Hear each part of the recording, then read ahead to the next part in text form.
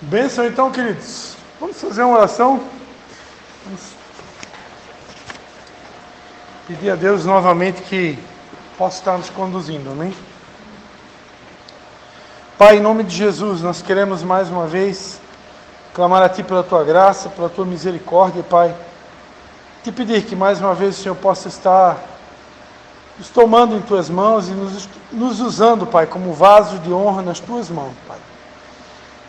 Fala conosco nessa noite, que seja uma noite de crescimento, de instrução, que o Senhor possa nos forjar, nos preparar um pouco mais para a obra, para o chamado, para a missão, para os propósitos que o Senhor tem para a vida de cada um. É a nossa oração em nome de Jesus. Amém. Amém.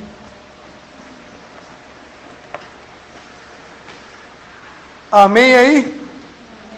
Todo mundo sabe o que significa amém?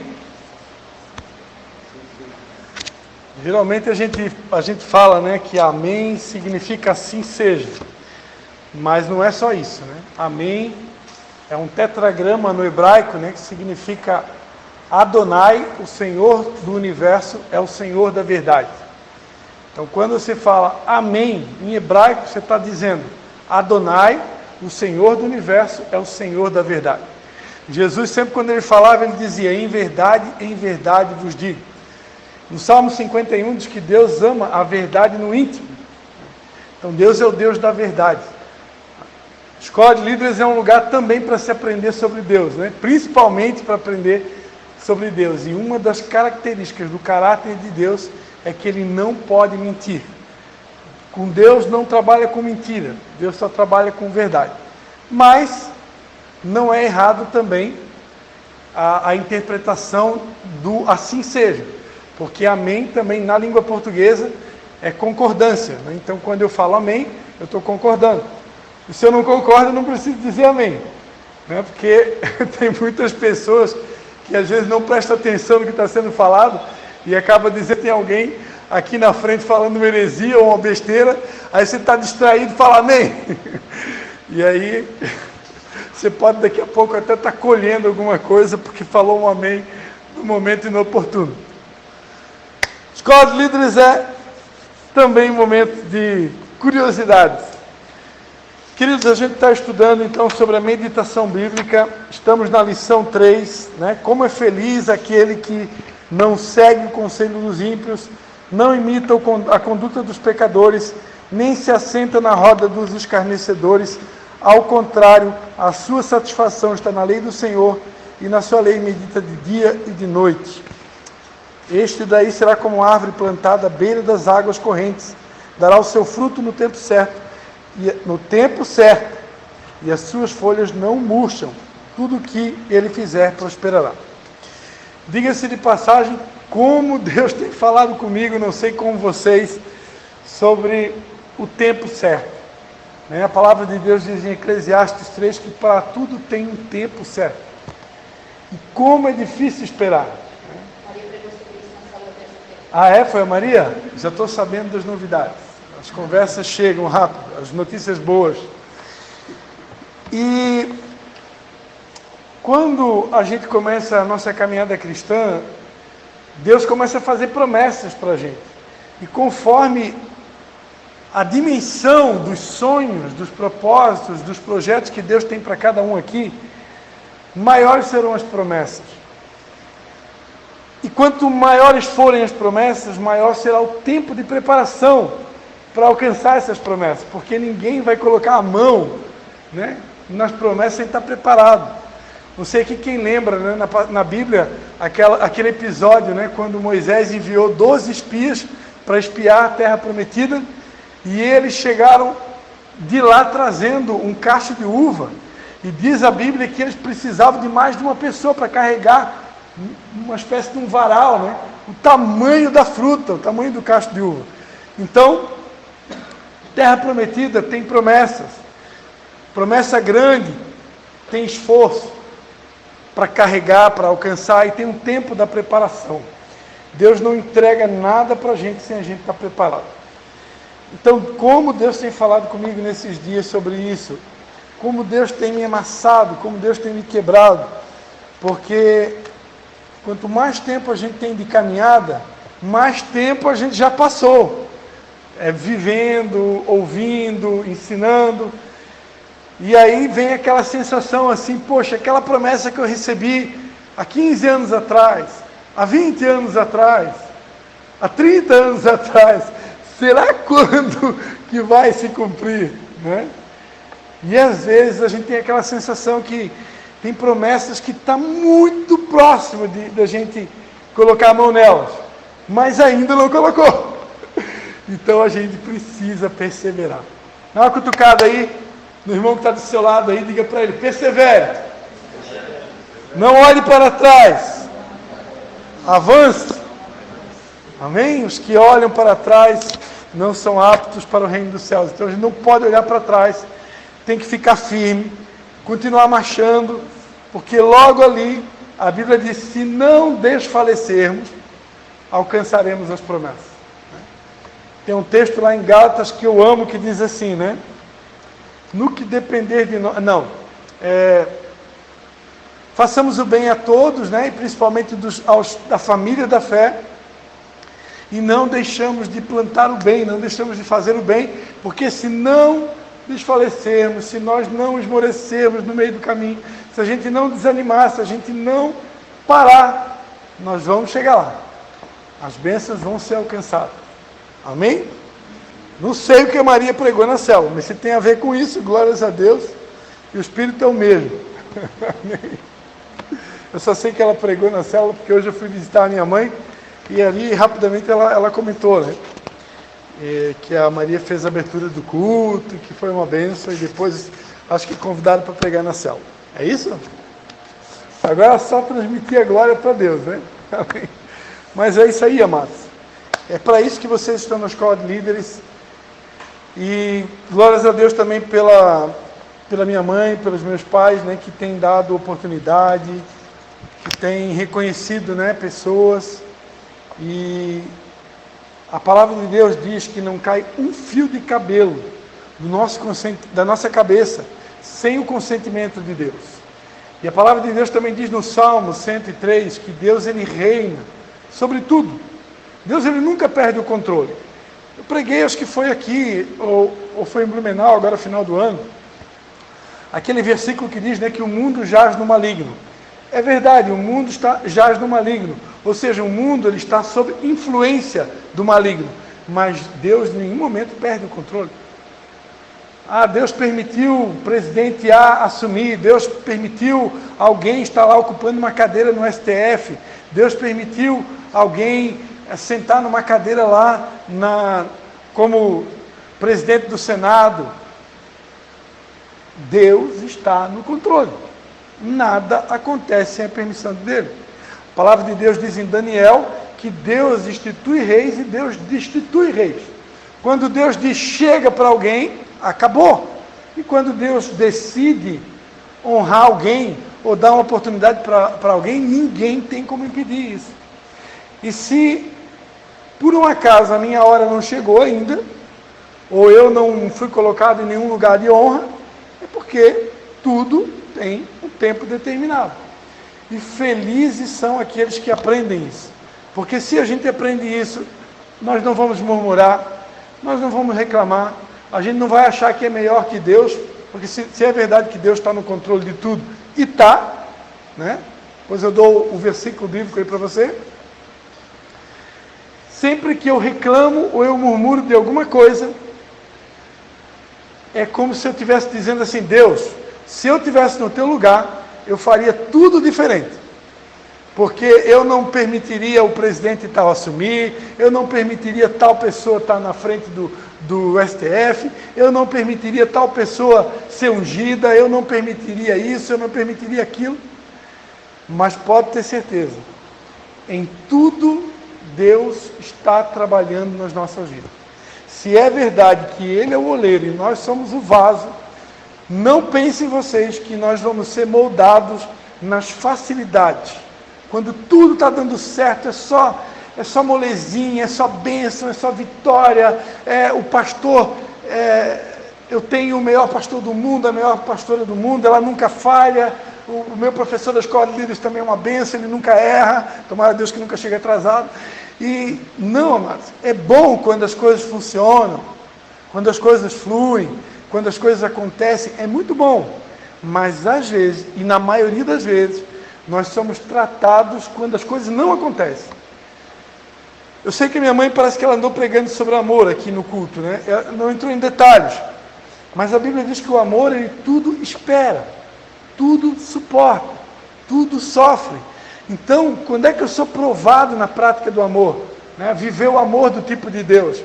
Quando alguém me fere, quando alguém me machuca, quando alguém não tem paciência comigo, quando alguém me dá um tapa, quando alguém me machuca com palavras, quando alguém me ofende lá no meu trabalho, na minha casa, quando meu marido resolve descontar os problemas do trabalho dele em mim, quando a minha esposa resolve descontar os problemas dela em mim, é nessa hora que eu estou tendo a oportunidade de praticar o verdadeiro amor.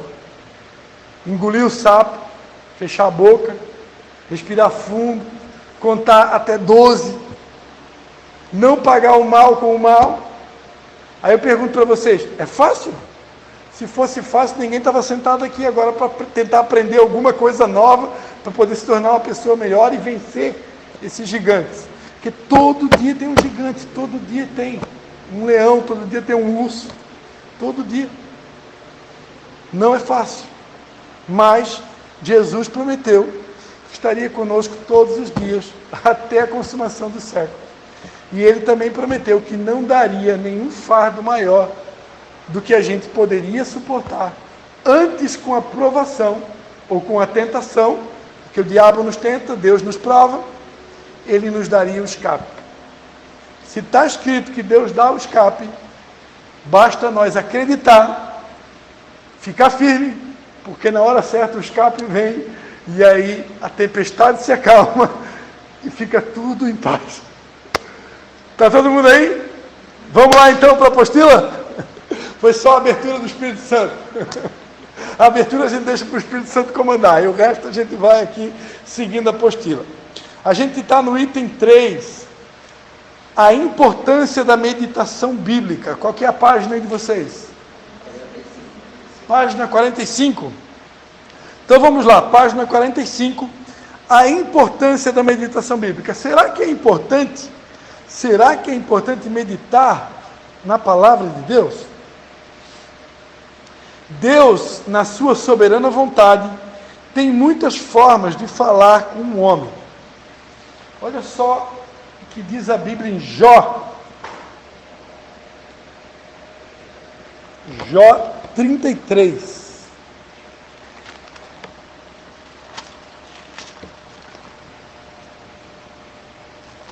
Jó 33, 14 ao 17, vai dizer: pois Deus fala, ora de um modo, ora de outro, embora o homem possa não atentar para isso, em sonho ou em visão de noite, quando cai sono profundo sobre os homens, enquanto dormem na cama.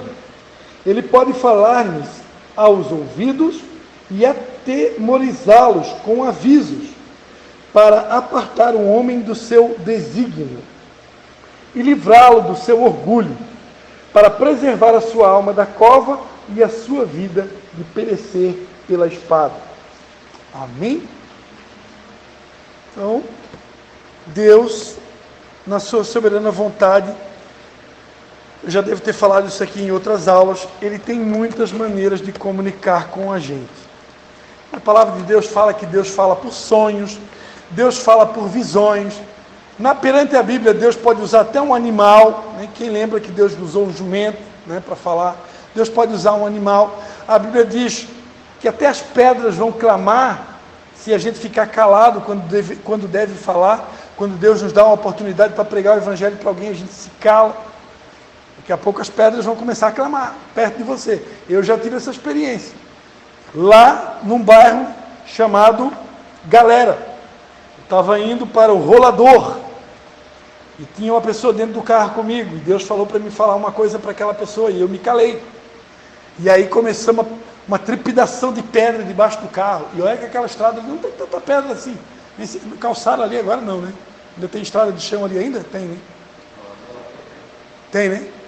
Mas começou a triplicar pedra debaixo do carro. De repente, assim.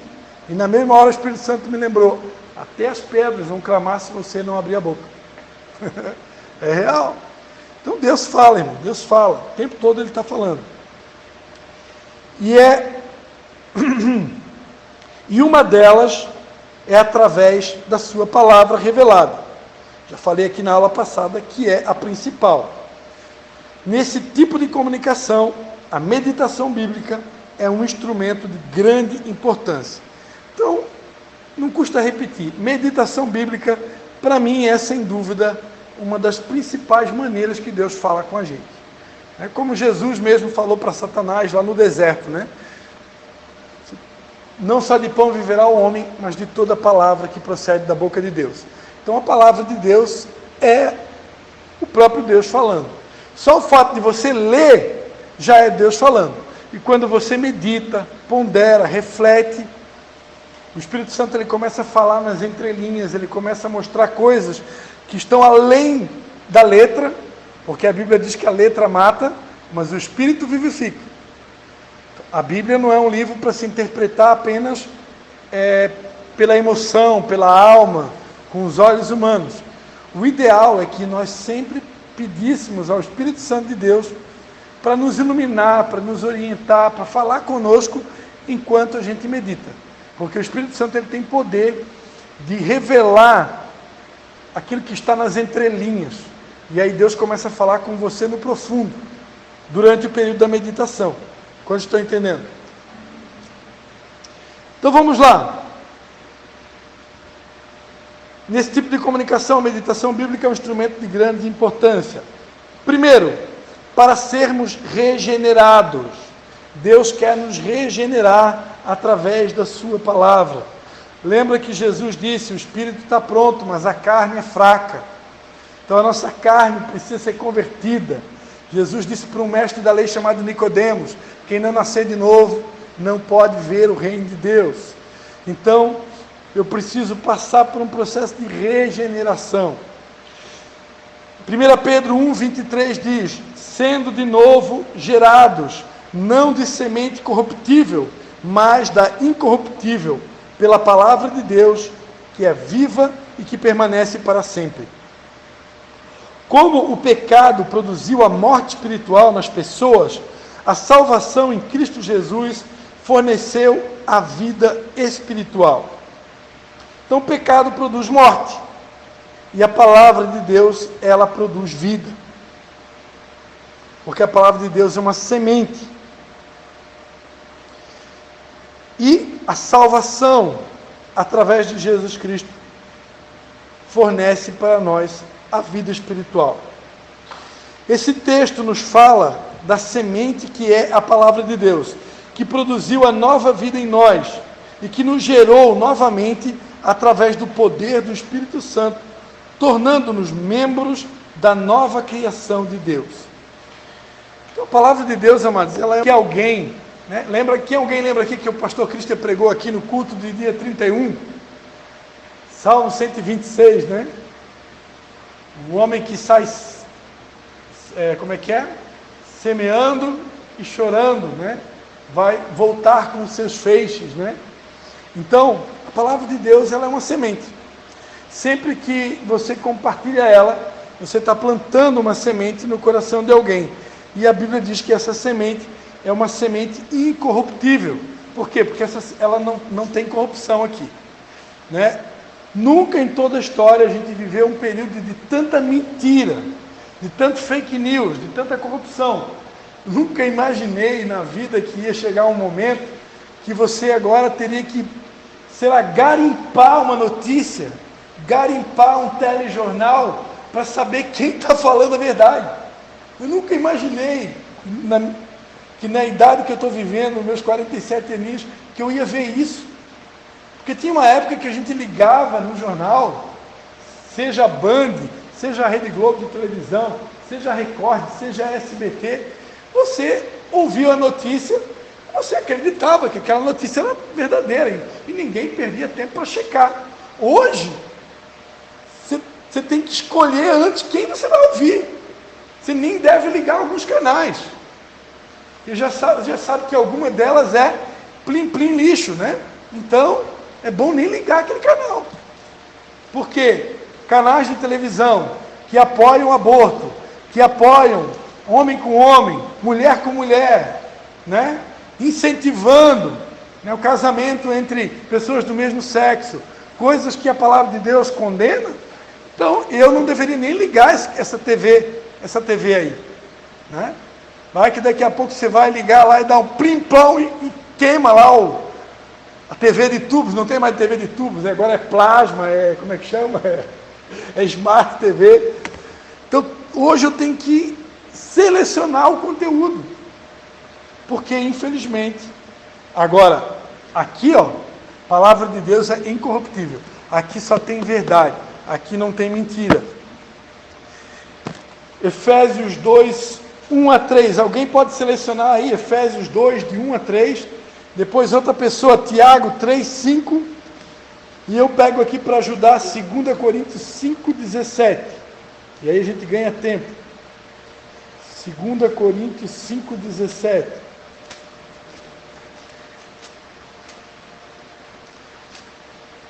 Efésios 2, de 1 a 3, Tiago 3, 5 e 2 Coríntios 5, 17.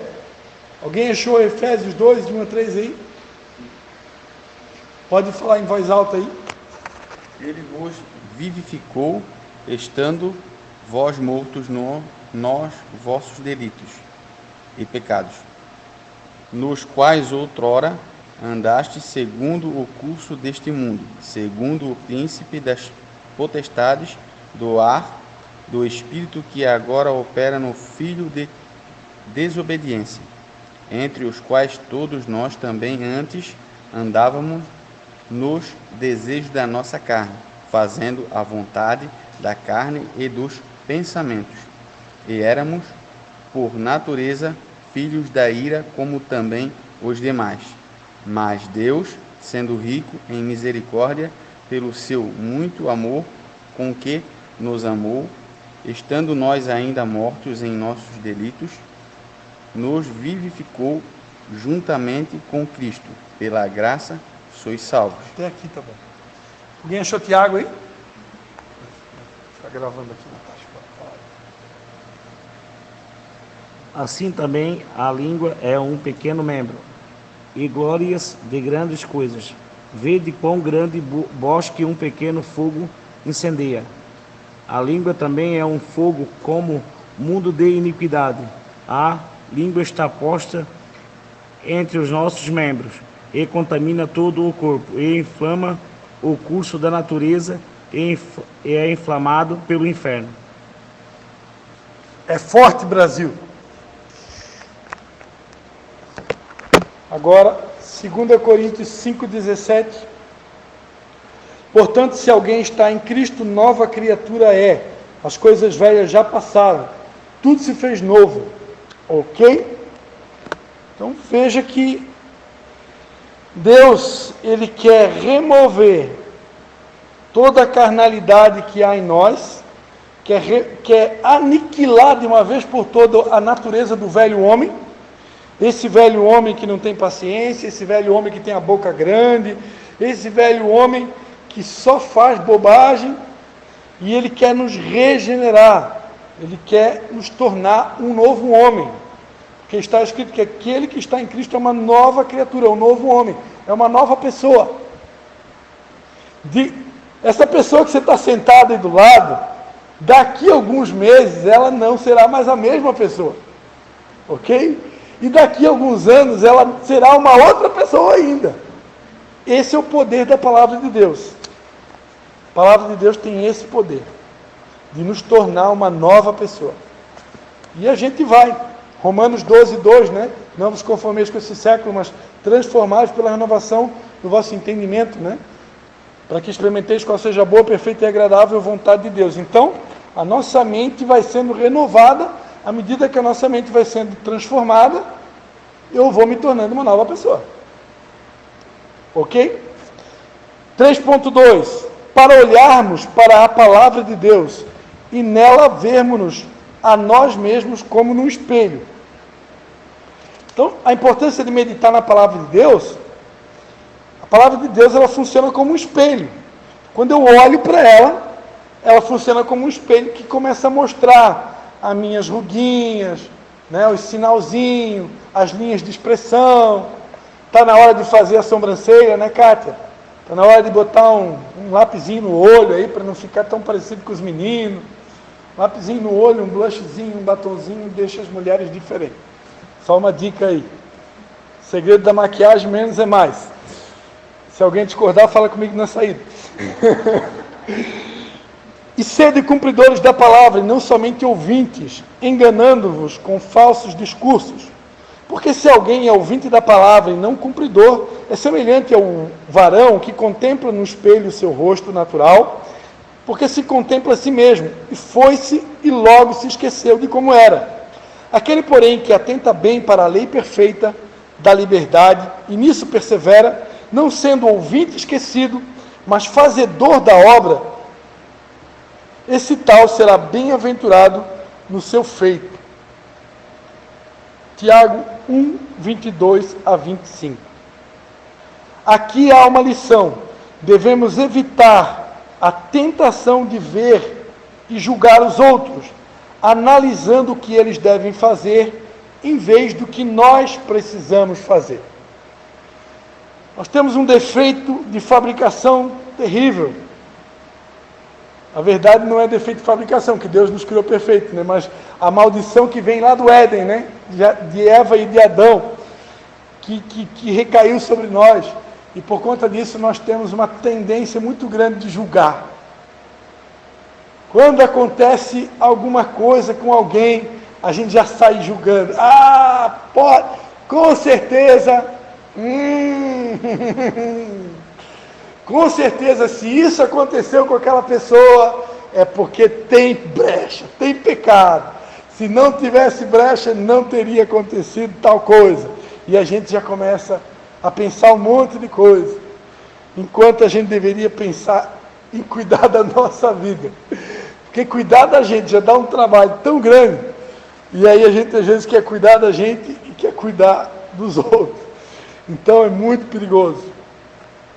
O objetivo é a gente olhar para a palavra e enxergar nós mesmos.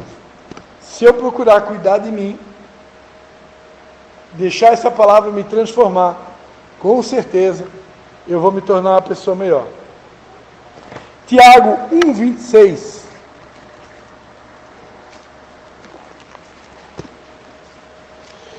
Não precisa abrir, tá? Mas se quiser abrir, não tem problema. Tiago 1, 26 diz, né? Se alguém cuida ser religioso e não refreia a sua língua, antes engana o seu coração e a sua religião é vã. Tiago 4, 11 a 12. Irmãos, não faleis mal uns dos outros. Quem fala mal de um irmão e julga seu irmão, fala mal da lei e julga a lei. Ora, se julgas a lei, não és observador da lei, mas juiz. Há um só legislador e juiz, aquele que pode salvar e destruir. Tu, porém, quem és que julga ao teu próximo? E Mateus 7, eu quero ler aqui, isso são anotações minhas, tá? Não está na apostila. Mateus 7, do 1 ao 5, a palavra de Deus vai dizer assim: não julgueis para que não sejais julgados, pois com o juízo com que julgardes sereis julgados, e com a medida com que tiverdes medido, hão de vos medir. Porque reparas no cisco que está no olho do teu irmão, e não percebes a trave que está no teu? Ou como dirás a teu irmão, deixa-me tirar o cisco no teu olho, estando uma trave no teu? E aí tem aquela palavrinha feia que eu não gosto de dizer, hipócrita. Tira a primeira trave do teu olho, e então verás claramente para tirar o cisco no olho do teu irmão. Essas passagens aqui, amados, que a gente acabou de ler, são confrontadoras. Eu anotei aqui para mim mesmo. A Bíblia diz que com a mesma medida que eu medi os outros, eu vou ser medido. Então, quanto mais misericordiosos a gente for, e menos juízes, melhor será o nosso futuro. Porque tudo que eu faço hoje é uma semente que está sendo plantada, cada atitude minha. Se eu sou muito juiz, a Bíblia diz, não sejais vós muitos mestres, né? Porque vão sofrer um julgamento maior. Não queira estar no meu lugar. Eu estou aqui na qualidade de mestre, né? Embora o único mestre é Jesus. O julgamento sobre nós é muito mais duro. Agora, se eu for misericordioso, a Bíblia diz que os misericordiosos alcançarão misericórdia. Então, quanto mais misericordioso eu for, mais misericórdia eu vou alcançar.